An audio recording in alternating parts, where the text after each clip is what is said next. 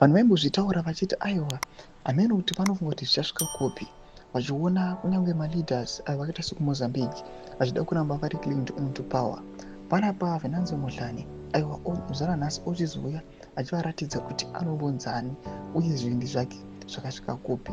Anouya achidhisimisa mashoko enhema, aiwa anouya achifamba achitaurwa nevakomana vanobuda varamba zvavo vari clinged onto power but variwo vari kubrutal macitizens.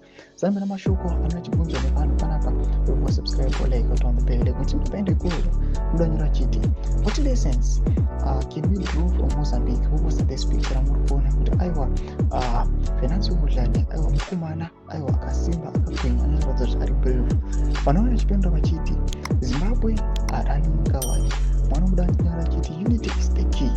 Machiti United not Manchester. Vanopindawo achiti a proper and strong leadership can mobilize masses and the masses will follow.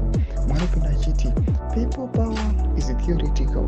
Mundanyara chiti action requires power from the people backed by strong men and above all strategy. Vanopinda nyara chiti anobviswa uyo vachatiza. Vanopinda nyara chiti unity and confidence. Vachipinda chiti lead from the front then the rest will follow. Vanopinda chiti bravely haugerwi usipo. United not Manchester but Arab Emirates. Mumwe anopinda nyara chiti unity and bravery can castrate the stubborn bull called ZANU-PF.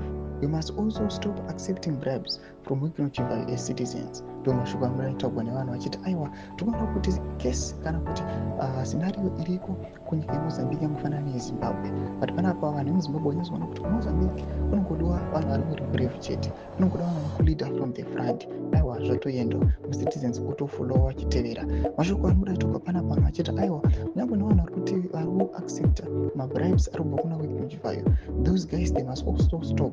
Noda kuti it is also another strategy they are using. Aiwa kukudrowai kukutorai kuti muve under their ruling party, muve under their influence. Tudze mafundo enyu muri kudii pamusoro pechitiko ichi. Vapinda comment section medu, subscribe or like, don't on the bell.